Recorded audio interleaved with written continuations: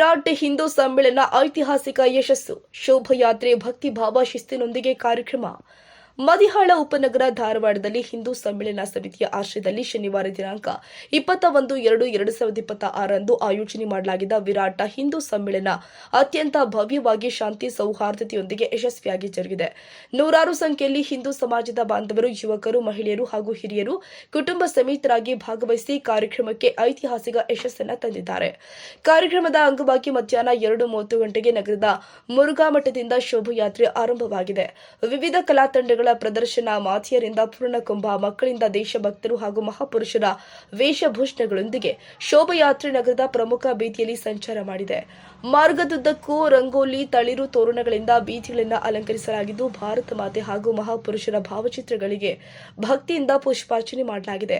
ಶೋಭಾಯಾತ್ರೆ ಮದಿಹಾಳದ 3ನೇ ನಂಬರ್ ಸರ್ಕಾರಿ ಶಾಲೆ ಹತ್ತಿರ ಇರುವ ಈಶ್ವರ ದೇವಸ್ಥಾನ ಆವರಣಕ್ಕೆ ತಲುಪಿ ಅಲ್ಲಿ ಸಂಜೆಯ ಸಭಾ ಕಾರ್ಯಕ್ರಮಕ್ಕೆ ವೇದಿಕೆ ಕಲ್ಪಿಸಿತು. ಸಂಜೆ 5:30 ಗಂಟೆಗೆ ಸಭಾ ಕಾರ್ಯಕ್ರಮ ಆರಂಭಗೊಂಡಿದೆ. ಕಾರ್ಯಕ್ರಮದ ದಿವ್ಯ ಸಾನ್ನಿಧ್ಯವನ್ನ ಅಭಿನವ ಶಾಂತಿಲಿಂಗ ಶಿವಾಚಾರ್ಯ ಮಹಾಸ್ವಾಮಿಗಳು, ಶ್ರೀ ಸಂಸ್ಥಾನ ಪಂಚಗೃಹ ಹಿರೇಮಠ ಅಮ್ಮಿನಭಾವಿ ವಹಿಸಿದ್ರು. ಗೌರವಾನ್ವಿತ ಅಧ್ಯಕ್ಷರಾಗಿ ಶ್ರೀ ರಮೇಶ್ ಸಿಂಗ್ ಠಾಕೂರರು ಕಾರ್ಯಕ್ರಮದ ಅಧ್ಯಕ್ಷತೆ ವಹಿಸಿದ್ರು. ಭಾರತೀಯ ವ್ಯವಸ್ಥಾ ಪ್ರಮುಖರು ಕೇಂದ್ರ ನಾಗಪುರ ಅವರು ಹಿಂದೂ ಧರ್ಮದ ತತ್ವಗಳು, ಸಾಂಸ್ಕೃತಿಕ ಪರಂಪರೆ, ರಾಷ್ಟ್ರೀಯ ಚಿಂತನೆ ಹಾಗೂ ಸಮಾಜದ ಏಕತೆ ಕುರಿತು ಪ್ರೇರಣಾದಾಯಕ ಭಾಷಣ ಮಾಡಿ ಸಭಿಕರನ್ನ ಉತ್ಸಾಹಭರಿತರಾಗಿಸಿದ್ರು. ಅವರ ಭಾಷಣಕ್ಕೆ ಭಕ್ತರು ಹಾಗೂ ಸಾರ್ವಜನಿಕರಿಂದ ಭರ್ಜರಿ ಸ್ಪಂದನೆ ವ್ಯಕ್ತವಾಗಿದೆ.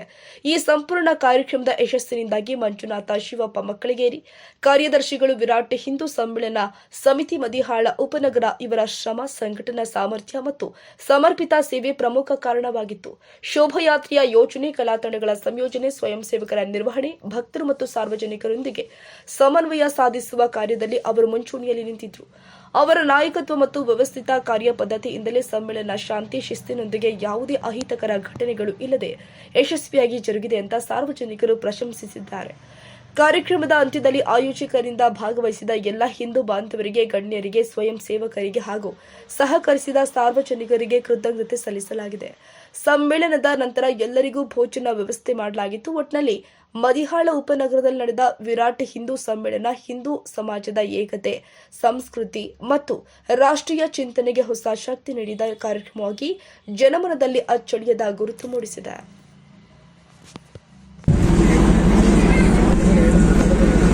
ಮಣ್ಣ ಕಣಕಣದಲ್ಲೂ ತಂಪು ತನುವುಗಳಲ್ಲಿ ಒಲವಿನೊರತೆಯು ಎಂದೂ ಗೊತ್ತದಿರಲಿ, ಕಸವು ರಸವಾಗಿ ಬಾಳು ನಂದನವಾಗಿ ಭಾರತಾಂಬೆಯ ಕರುಣೆ ಹೊಳೆಯಾಗಿ ಹರಿದು ಬರಲಿ. ವಿರಾಟ್ ಹಿಂದೂ ಸಮಾವೇಶದ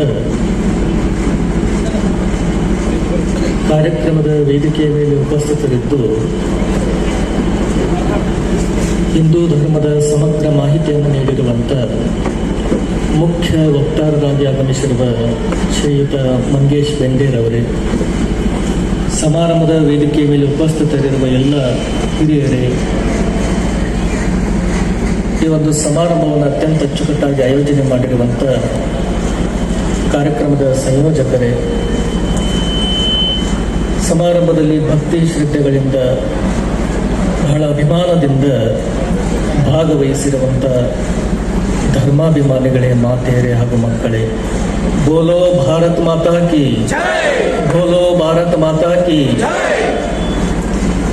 ಈಗಾಗಲೇ ಅವರು ಸಾಕಷ್ಟು ವಿಚಾರಗಳನ್ನು ತಮ್ಮೆಲ್ಲರಿಗೂ ಕೂಡ ತಿಳಿಸಿದ. ವಿಪರ್ಯಾಸ ಏನಂತಂದ್ರೆ, ನಮ್ಮ ಭಾರತದೊಳಗೆ ನಮ್ಮತನವನ್ನು ಉಳಿಸಿಕೊಳ್ಳುವ ಸಲುವಾಗಿ ನಾವ ಸಮಾವೇಶಗಳನ್ನು ಮಾಡಬೇಕಾದಂಥ ಅನಿವಾರ್ಯ ಪರಿಸ್ಥಿತಿ ಬಂದದಲ್ಲ, ಇದೊಂದು ದೊಡ್ಡ ವಿಪರ್ಯಾಸ. ಯಾಕೆ ಹಿಂಗಾಯ್ತು ಅನ್ನೋದನ್ನ ನೋಡುವುದಾತಂತಂದ್ರೆ, ಒಬ್ಬ ಹಿಂದೂ ಹೆಂಗೆ ಬದುಕಬೇಕು, ಯಾವ ಆದರ್ಶ ಮೌಲ್ಯಗಳನ್ನು ಇಟ್ಟುಕೊಂಡು ಬದುಕಬೇಕು, ಆ ಆದರ್ಶ ಮೌಲ್ಯಗಳನ್ನು ಮರೀತಾ ಪಾಶ್ಚಾತ್ಯ ಸಂಸ್ಕೃತಿಗೆ ಮಾರು ಹೋಗಿವಲ್ಲ, ಇದೇ ದೊಡ್ಡ ಸಮಸ್ಯೆಯಾಗಿ ಪರಿಣಮಿಸಿದೆ. ಬಹುಶಃ ಭಾರತ ಅಂತಂದ್ರೆ ಅವ್ರು ಹೇಳಿದರು, ಪ್ರಾರಂಭದೊಳಗೆ ದೇಶ ಭಕ್ತಿ ಗೀತೆಯನ್ನು ಹಾಡುವಾಗ ಸಹೋದರರು ಬಹಳ ಸುಂದರವಾಗಿ ಹೇಳಿದರು, ವರ್ಣನೆಯನ್ನು ಮಾಡಿದರು. ಆಗಿನಿಂದ ಈಗಿನವರಿಗೆ ಏನೆಲ್ಲ ಘಟನೆಗಳು ನಡೆದಾವ ಎಲ್ಲಾ ಘಟನೆಗಳನ್ನು ಒಂದು ಗೀತೆ ಮುಖಾಂತರ ಅವರು ತಿಳಿಸಿದರು.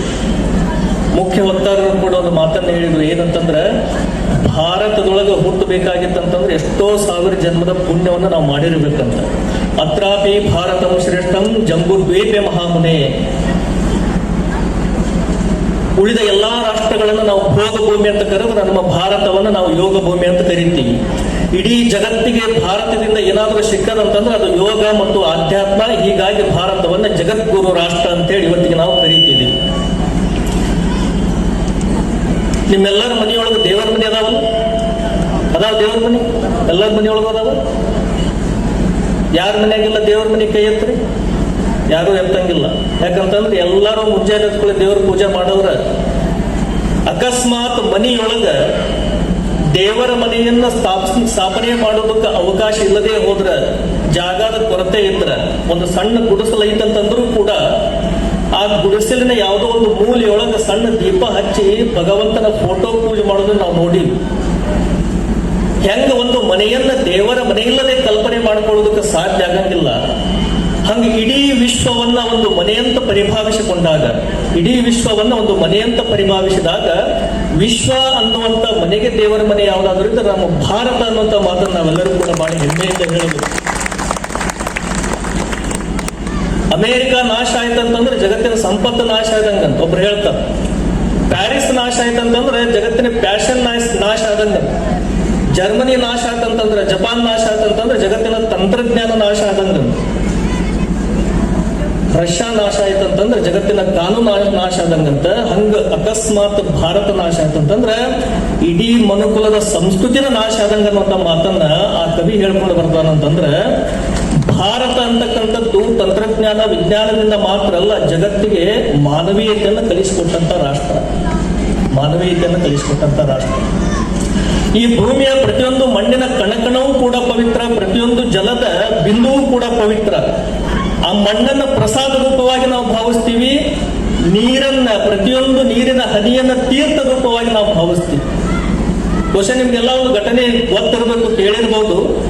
ಸ್ವಾಮಿ ವಿವೇಕಾನಂದರು ಹೊರದೇಶಗಳಿಗೆ ಸುತ್ತಾಡಿ ವಾಪಸ್ ಭಾರತಕ್ಕೆ ಬಂದಾಗ ಅವರೊಂದು ಕೆಲಸ ಮಾಡ್ತಿದ್ರಂತ. ಏನಂತಂದ್ರೆ, ಭಾರತ ಭೂಮಿ ಮೇಲೆ ಯಾವಾಗ ಪಾದ ಸ್ಪರ್ಶ ಮಾಡ್ತಾರ ಆ ಭೂಮಿಯ ಮಣ್ಣನ್ನು ತಗೊಂಡು ಮೈಗೆಲ್ಲ ಸೋರ್ಕೊಂತಿದ್ರಂತ ಸ್ವಾಮಿ ವಿವೇಕಾನಂದ.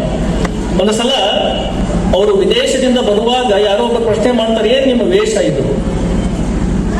ನಮ್ಮಂಗ ಡೀಸೆಂಟ್ ಆಗಿ ಜೆಂಟಲ್ಮೆನ್ ತರ ಬಟ್ಟೆಗಳನ್ನು ಹಾಕೊಳ್ಳೋದಕ್ಕೆ ಬರಂಗಿಲ್ಲ ಏನು ಅಂತ ನಿಮಗಂತಂದಾಗ ಸ್ವಾಮಿ ವಿವೇಕಾನಂದರು ಹೇಳ್ತಾರೆ, ನೋಡಪ್ಪ, ನಿಮ್ಮ ದೇಶದೊಳಗ ಸಂಸ್ಕೃತಿಯನ್ನ, ನಾಗರಿಕತೆಯನ್ನ, ನಿಮ್ಮ ದೇಶದೊಳಗ ನಾಗರಿಕತೆಯನ್ನ ಹಾಕೊಳ್ಳೋ ಬಟ್ಟೆ ಮುಖಾಂತರ ಅಳಿತಾರ. ನಮ್ಮ ದೇಶದೊಳಗೆ ಹಂಗಲ್ಲ. ನಮ್ಮ ದೇಶದೊಳಗೆ ನಾಗರಿಕತೆಯನ್ನ ನಾವು ಹೆಂಗ ಬದುಕ್ತೀವಿ, ನಮ್ಮ ನಡತೆಯನ್ನು ನೋಡಿ ಅಳಿತಾರ. ಅದಕ್ಕೆ ನಾನು ಈ ವೇಷವನ್ನು ಹಾಕಿದೆ ಅಂತೇಳಿ ಸ್ವಾಮಿ ವಿವೇಕಾನಂದರು ಹೇಳ್ತಾರೆ. ಆ ವಿವೇಕಾನಂದರು ಆ ವಿದೇಶದಿಂದ ಬಂದ ತಕ್ಷಣ ಭಾರತದ ಭೂಮಿ ಮೇಲೆ ಪಾದಸ್ಪರ್ಶ ಮಾಡಿದಾಗ ಆ ಮಣ್ಣನ್ನು ತಗೊಂಡು ಮೈಗೆಲ್ಲ ಸೋರುತ್ತಾರೆ. ಅವಾಗ ವ್ಯಕ್ತಿ ಕೇಳಿದಂತ ಇದೇನು ನಾಗರಿಕ ಪದ್ಧತಿ, ಮಣ್ಣನ್ನು ಯಾರಾದ್ರೂ ಮೈಗೆಲ್ಲ ಸವರಿಸ್ಕೊಂತಾರ, ಯಾಕೆ ಹಿಂಗ್ ಮಾಡಕತ್ತೀರಿ ಅಂತಂದಾಗ ಸ್ವಾಮಿ ವಿವೇಕಾನಂದರು ಹೇಳ್ತಾರೆ, ನೋಡಪ್ಪ, ವಿದೇಶಗಳಿಗೆ ಹೋಗಿ ನಾನು ತಿರುಗಾಡಿ ಬಂದೀನಿ, ಅದು ಭೋಗ ಭೂಮಿ. ವಿದೇಶದ ನೆಲ ಭೋಗ ಭೂಮಿ.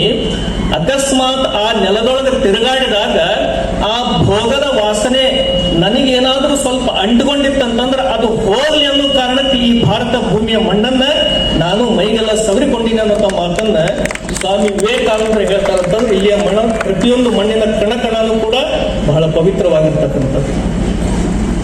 ಅದಕ್ಕೆ ನಾವೆಲ್ಲ ಇಷ್ಟೇ ಅರ್ಥ ಮಾಡ್ಕೋಬೇಕು.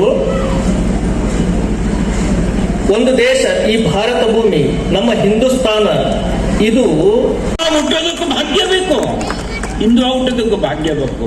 ಯಾಕಂದ್ರೆ ಜಗತ್ತಿನಲ್ಲಿ ಇಡೀ ಜಗತ್ತಿನ ಸುಖವನ್ನು ಚಿಂತನೆ ಮಾಡಿದಂತಹ ಯಾವ್ದಾದ್ರೂ ಒಂದು ಸಂಸ್ಕೃತಿ ಇದ್ರೆ ಅದು ನಮ್ಮ ಹಿಂದೂ ಸಂಸ್ಕೃತಿ. ನಮ್ಮ ಪೂರ್ವಜರು ಜಗತ್ತಿಗೊಂದು ಕರೆ ಕೊಟ್ಟರು, ಸರ್ವೇ ಭವಂತು ಸುಖಿನಃ. ಜಗತ್ತಿನ ಎಲ್ಲರೂ ಸುಖವಾಗಿರ್ಬೇಕು ಅಂತ ಕಲ್ಪನೆ ಮಾಡೋದು ಯಾವ್ದಾದ್ರೂ ಒಂದು ಚಿಂತನೆ ಇದ್ರೆ ಅದು ನಮ್ಮ ಭಾರತೀಯ ಚಿಂತನೆ, ಹಿಂದೂ ಚಿಂತನೆ. ಸುಖವಾಗಿರೋಕೆ ನಾನು ನನ್ನ ಹೆಂಡ್ರ ಮಕ್ಕಳೆಲ್ಲ ಚರಾಚರ ಸೃಷ್ಟಿಯಿಂದ ಪ್ರತಿಯೊಂದು ಪಕ್ಷಿ ಪ್ರಾಣಿ ಕೀಟ ಎಲ್ಲೂ ಸುಖವಾಗಿರ್ಬೇಕು, ಇದು ನಮ್ಮ ಕಲ್ಪನೆ ಇದೆ. ಯಾಕಂದ್ರೆ ಇಡೀ ಪೃಥ್ವಿ ಒಂದು ಕುಟುಂಬ. ಮಾತಾ ಭೂಮಿ ಪುತ್ರೋಹಂ ಪೃಥಿವ್ಯಾಹ ಅಂತ ಹೇಳಿ, ಇಡೀ ಭೂಮಿ ಅಂದ್ರೆ ಒಂದು ತಾಯಿ, ನಾವೆಲ್ಲ ಆಕೆ ಸಂತಾನ, ನಾವು ಆಕೆ ಮಕ್ಕಳು, ಹಾಗಾಗಿ ನಾವೆಲ್ಲರೂ ಅಣ್ಣತಮ್ಮಂದಿರು, ಹಾಗಾಗಿ ಒಂದು ಕುಟುಂಬ ಅಂತ. ವಸುಧೈವ ಕುಟುಂಬಕಂ, ಇಡೀ ಜಗತ್ತೊಂದು ಕುಟುಂಬ ಅಂತ ಹೇಳಿದೆ. ಕೇವಲ ಇದು ಬಾಯಿ ಮಾತಿಗಿದ್ದಿದ್ದಲ್ಲ, ನಮ್ಮ ನಂಬಿಕೆ ಇದು. ಸ್ವಾಮಿ ವಿವೇಕಾನಂದರು ಅಮೆರಿಕಕ್ಕೆ ಹೋದ್ರು, ಧರ್ಮ ಸಮ್ಮೇಳನದಲ್ಲಿ ಭಾಷಣ ಮಾಡ್ಲಿಕ್ಕೆ ಹೋದ್ರು. ಅಲ್ಲಿ ಜನ ಅನ್ಕೊಂಡ್ರು ಈ ತಲೆ ಬೋಳಿಸ್ಕೊಂಡು ಬಂದಂತವನು, ಈ ಕಾವ್ಯ ಹಾಕೊಂಡು ಬಂದ, ಇವನೇನ್ ಮಾತಾಡ್ತಾನೆ ಅಂತ. ಕೊನೆಗೊಂದು 5 ನಿಮಿಷ ಕೊಟ್ರು. ಆ 5 ನಿಮಿಷದಲ್ಲಿ ಸಿಕ್ಕಂತ ಅವಧಿಯಲ್ಲಿ ಮೊದಲನೇ ವಾಕ್ಯನೇ ಅಮೇರಿಕವನ್ನು ಗೆದ್ಬಿಟ್ರು. ಅಂತದೇನ್ ಮಾಡಿದ್ರು ಅವರು ಮೊದಲನೇ ವಾಕ್ಯ ಉಚ್ಚಾರಣೆ ಮಾಡ್ತಾರೆ, my brothers and sisters of America. ಇಡೀ ಸಭೆ ರೋಮಾಂಚನ ಆಯ್ತು. 7,000 ಸಭೆ, ಎಲ್ಲರೂ ಎದ್ದಿಂತು ಚಪ್ಪಾಳೆ ಹೊಡಿಲಿಕ್ಕೆ ಪ್ರಾರಂಭ ಮಾಡಿದ್ರು. ಯಾಕೆ ಹಾಗನಿಸ್ತು ಜನಕ್ಕೆ? ಸ್ವಾಮಿ ವಿವೇಕಾನಂದರು ಕೇವಲ ನನ್ನ ಅಮೆರಿಕಾದ ಸೋದರ ಸೋದರಿ ಅಂತ ಏನು ಹೇಳಿದ್ರಲ್ಲ, ಇದು ಕೇವಲ ಬಾಯಿ ಮಾತಿಂದ ಹೇಳಿದ್ದಲ್ಲ, ಇದು ಅಂತರಾಳದಿಂದ ಬಂದಿರೋದು, ಅದರ ಪರಿಣಾಮ ಅದು. ಹೀಗೆ ಇಡೀ ಜಗತ್ತಿನ ಸುಖನ ಬಯಸುವಂತ ನಾವು ಇಡೀ ಜಗತ್ತನ್ನ ಶ್ರೇಷ್ಠ ಮಾಡ್ಲಿಕ್ಕೆ ಹೊರಟ್ವಿ. ತೃಣವಂತೋ ವಿಶ್ವಮಾರ್ಯಂ, ಇಡೀ ಜಗತ್ತನ್ನ ಶ್ರೇಷ್ಠ ಮಾಡಿದ್ವಿ. ನಮ್ಮ ಪೂರ್ವಜರು ಕತ್ತಿ ತಗೊಂಡು ಖಡ್ಗ ತಗೊಂಡು ಜಗತ್ತಿನಲ್ಲಿ ಹೋಗ್ಲಿಲ್ಲ, ಜ್ಞಾನ ತಗೊಂಡು ಹೋದ್ವಿ, ಸಂಸ್ಕೃತಿ ತಗೊಂಡು ಹೋದ್ವಿ, ಇಡೀ ಜಗತ್ತಿಗೆ ಸಂಸ್ಕೃತಿ ಕೊಟ್ವಿ. ಇವತ್ತಿಗೂ ಜಗತ್ತಿನಲ್ಲಿ ಕ್ರಿಶ್ಚಿಯನ್